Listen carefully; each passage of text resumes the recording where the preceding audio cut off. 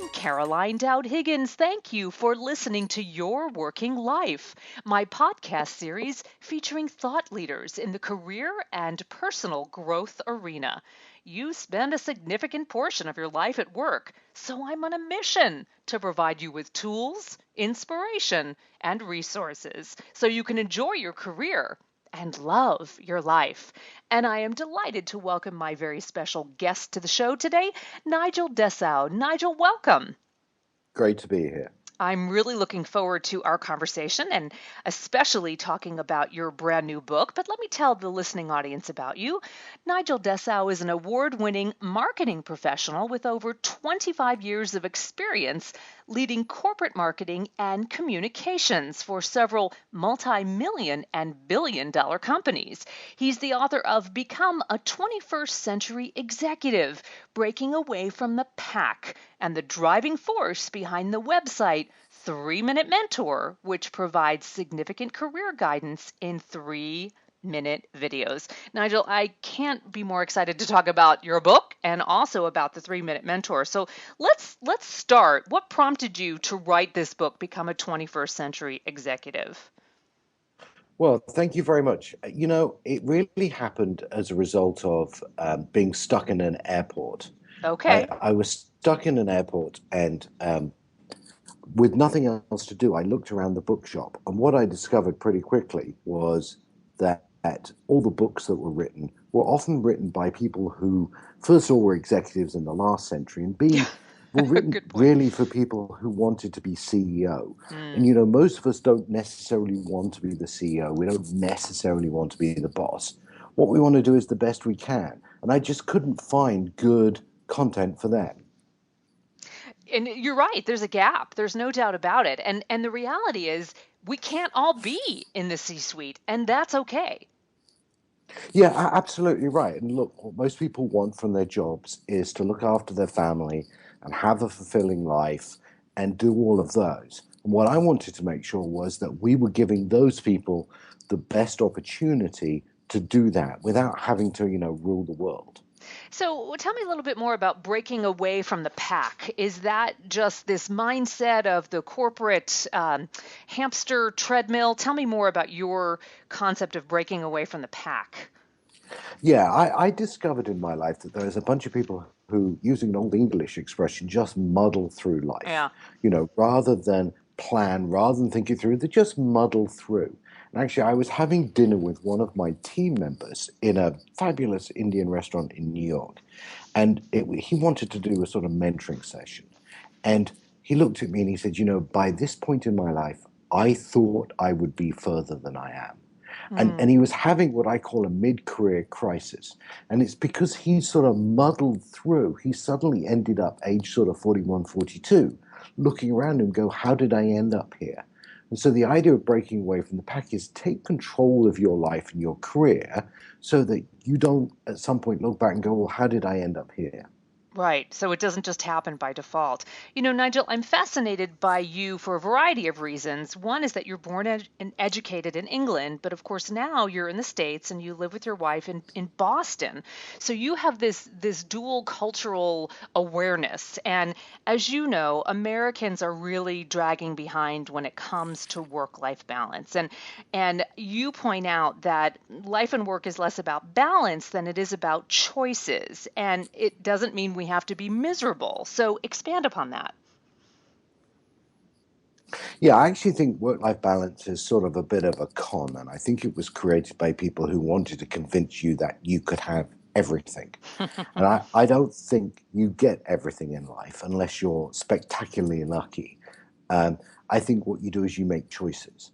And I think what's absolutely essential for people is to think through the choices they make in their life and the time they're in their life and live with the implication of those choices. Now, it doesn't mean you can't go back and change your mind later, but that change itself has an implication. And so I tell people, don't worry about balance. Think about where you are, what you want to achieve in your life, and then make the choices that make sense to your life. And sometimes that's going to be more time at work. Sometimes it's going to be more time with your family. And that's okay. But aiming for balance is like, searching for happiness. You don't get Right. happiness by searching for it. You get happiness by getting on with your life and being fulfilled. And I think that's the same with this work-life balance. Looking for work-life balance is a bit like a mirage. Make some decisions, get your family right, get your work right, and the balance will find yourself. Well, and thank you for giving us all permission to say, look, we have control. We have so much power, and don't relinquish that, right? It's about choice. And I agree, this American quest for balance is just bunk, right? It doesn't exist. But we can make choices every day. And that's wonderful to hear. So let's talk a little bit about how one handles the constant barrage of choices in our careers that really impact us, because this is something that you speak about so beautifully in the book. Thank you. Well, my favorite piece of strategy here comes from Alice through the Looking Glass. When Alice Hmm. said to the Cheshire Cat, "Which way should I go?" And the Cheshire Cat said, "Well, where are you trying to get to?" And Alice says, "It doesn't much matter." In which case, said the cat, "It doesn't much matter what direction you take." And Yeah. I think that's the best piece of thinking here, that you've got to establish for yourself a destination. Think about where you want to go to in your career. Now, some people are going to make that about money, and some people are going to make that about level, and some people are going to make that about position or role, whatever it is that's important to you. Think about where you want to get to, think through where you are, and then build yourself a course to get from where you are to where you want to be. And it's not a sprint, it's a marathon, Mm, and think it through. And I think if you think about your destination and head for it, you might make it. By the way, you can change your mind. yes. 3 years into a choice, you go, I'm not sure I want to be the best at the world at this. I think I want to be a general manager. I want to be a team leader or something. You get to change your mind. That's okay. But if you don't have a direction, then any direction makes sense. And that's when you end up with your mid-career crisis. And in my experience as a career and executive coach, it's rare for one not to change their mind, right? Life happens, our values shift perhaps throughout our lives, and making a change is almost expected and okay. Yeah, I mean, look, for a while I thought I wanted to be a CEO. Now I've decided I like working for CEOs. I don't want to be one. I don't necessarily want to do what they do. I'm not necessarily interested in what they want to do, but I want to work for one who wants me to do what I do. Mm. And I think coming to those sorts of realizations doesn't limit your career. It doesn't reduce your ability to fulfill yourself. In fact, knowing what you don't want to do may actually be the best thing you ever do for your career planning. Good. That's great. Nigel, talk to me about the dreaded mid-career crisis. And I think things may be shifting numerically in that we're working longer, right? Retirement is pushed back from 65 quite often to our 70s and mid 70s. So when is the mid-career crisis and how do we handle it? So I think I've seen it mostly in people in their, I was going to say late 30s, it's really now early to mid 40s. And Yeah. it's sort of halfway through their work life. Hmm. And it's typically, if they have a family, their kids are now at school. If they don't have a family, they've reached a certain financial position in life. Or more importantly, they haven't. I mean, the best example I can give you is the person who gets to a point in a company and says, why am I not a director? Why am I not a vice president? Why am I not an executive? And you look around and if you ask him or her these questions, what they say is, well, the kids like the school, my wife or husband have got lots of friends. They start lining up these questions and these options and these choices they've made. And you have to say to them, unless you're willing to change some of those, you won't change where you are. Right. And changing those is something you better do with your family, better do with your partner, better do with those people around you, because you're not just changing your world, you're changing theirs. Beautifully put. So let me ask, and I don't know your age, so perhaps you are far too young for a mid-career crisis, but by chance, have you experienced a mid-career crisis yourself? Yeah, I absolutely did. I worked for IBM, both in the UK and in the US, for about 19 years. And I came on an assignment. I married an American, as you said. I've never gone back. But about 19 years into working, which you might say was roughly halfway through my work life, I looked at where I was, and IBM's a great company, and I had a great job, and we were very happy. But it, but we had objectives for ourselves that we didn't think we could fulfill staying at IBM. So, my wife and I made a decision to go find an opportunity for us that would give us the opportunity to fulfill the things that we wanted. And so, within a year, I had left. We'd moved to Colorado from New York. We'd changed lots of those things, and Yeah. we did that decision together, and we did it knowingly, and we were willing to take a risk. And we decided if we didn't do it in the sort of that period of time, we would never do it. Mm. And so that was sort of one of the big learning moments for me because I knew I had to do that. So you took the risk and you're thriving. You and your wife are well and happy where you are. Yeah, absolutely. And I joined a company as the chief marketing officer, and 6 or 7 weeks later, the company was sold. And now, as it happens, that was okay because the new company hired me on, and that was fine. But all of those things that happened, were as a result of us being willing and able to take that risk, and to make the change and choose a different path. I'm also delighted to know that the decision was something you did together, right? It shows what a strong relationship you have and how important it is to make those life altering decisions with the ones in your life that you love. Look, I've never seen a gravestone on which were written the words, "I wish I'd worked harder and longer." I mean, So true. you don't find that. And, so I think, again, it's about, my wife is my partner. We don't have kids. We've made a set of decisions about how we want to live our lives and the way we want to live our lives. And I couldn't do it without her, and I hope that she wouldn't be able to do it without me. I'm sure she wouldn't. You're a good team. So, Nigel, you speak in the book about how we must evolve in this 24th century workplace. It's filled with changing career expectations and shifting aspirations about our work and new technology, for example. So, how must we be at the ready to handle this change? Well, I think there really are three things that separate out the 21st century from the 20th century before. Technology is clearly the most obvious one, that we're using a piece of technology to talk to each other, Caroline, Right. that, 10, 15 years ago was just starting. But when I started 30 whatever years ago, just didn't exist. So technology and communication has changed. I think globalization has had a big, big effect. And I don't just mean from outsourcing of jobs, although that's had an incredible effect on the next generation, their ability to get entry level jobs, but just the world has been bigger. But I think all those two things combined, along with the other changes in society, mean that the millennials, which are the next generation or this generation of workers, by 2020 will be half the workforce, are Right. living in an entirely different world. And I think the rules of the last century are not the rules of this century.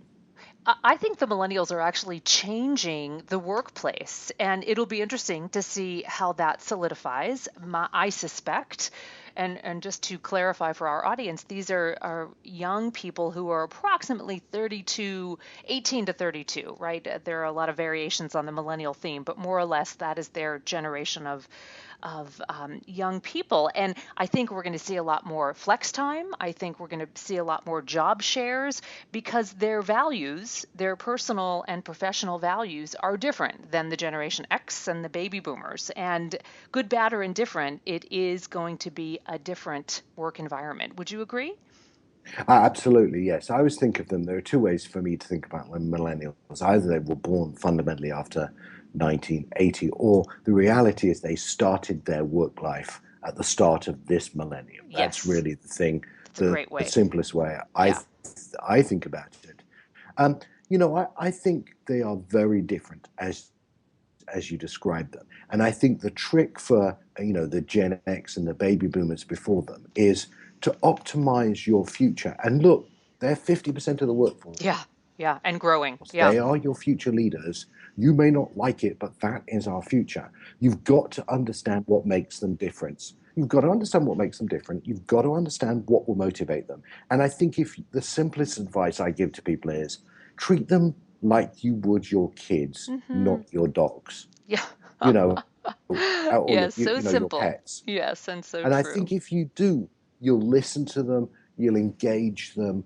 The funniest thing, I was talking to someone the other day, and he was complaining about Facebook and the fact that their employees used Facebook. And I said, look, you hired these people because they're young, because they're connected, because they could network, because they're in the generation that your customers. Don't be surprised if they want to use the technologies that use the Yes, reason that you hired them. exactly. You've got to be realistic, and just because it doesn't motivate you doesn't mean it Right. doesn't motivate them. Right. Good advice. Good advice. So, Nigel, I'd love to tap the concept of globalization and really your expertise both in the UK and certainly in the US. Do you see a difference, a cultural difference in the professional workforce? And let's target maybe work-life balance, work-life integration, whatever you like. But are there differences in your home UK and now the US? I think the difference between the UK and the US are relatively small. They're probably the least amount of changes. But if we cross the 25 miles to the English Channel to get to France, it's dramatically different Okay. in terms of, people have a different sense of what the work hours are. They have a different sense of the work week. They have a different sense of priorities. And I think Americans, by the nature of the environment in which we live in, which I love and I've chosen to live in, with the different healthcare and with different facilities, we work longer hours, we have less holidays, we are much more tied to our desks, which, by the way, doesn't make us much more efficient. Agreed. Um, I just think we work longer hours and we work harder. I don't know we work better or smarter. And I think that as you go around the world, That's the it's fundamental different in difference. every country, yes. Yeah. Well, let's toggle now to the 3 Minute Mentor. Tell me about that. What a great, great resource. And I certainly want our listening audience to tap into that and how that came about.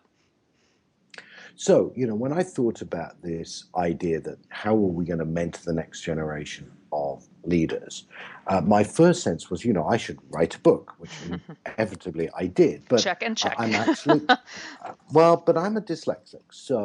So writing is actually quite hard for me. But Yeah. I like video and I like the sort of technology. So I thought, for the millennial, for the next generation, they probably don't necessarily want to start by reading a book. So I thought, why don't we just capture some of these ideas that people give me into 3 minute videos? And so we've been doing that. There's just put episode 122 up today. So there's a lot of videos out there. In fact, there's now so many videos that people have said to me, I can't really give your website to anyone. Why don't you take the top sort of episodes and Yeah. put those in a book? And that's what we just did. How wonderful. And give me an example. I know so many themes and such robust material, but are there some common themes or some popular episodes of the 3 Minute Mentor that you would like to highlight? So I'll tell you that the most discussed episode ever was the one on passive aggressive behavior. So Really? if you, they're also available on YouTube and in other places. It's got to be the one that's been most debated. I think mostly by passive aggressive people, because I came out really with at the end of the day, they're a poison and you have to get Yeah. rid of them if you Yeah. can't fix them. Agreed. I think one of the most controversial was the one we talked about around work-life balance. But I think the most popular outside the debate front has really been the questions: how do I empower people? How do I get them to do? How do I empower my team? And of course, the trick there is you can't empower people. People have to empower themselves. You have to put them in a climate where they can do that.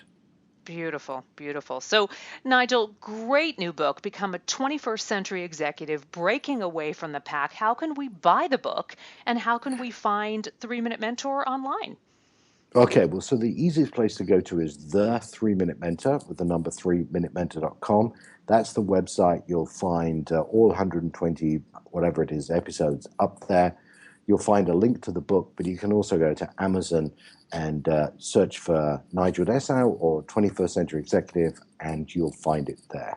Brilliant. Nigel, what an honor to have you on the show. I am delighted. I'm grateful. I hope our professional paths cross again, and I really thank you for sharing your wisdom with us today.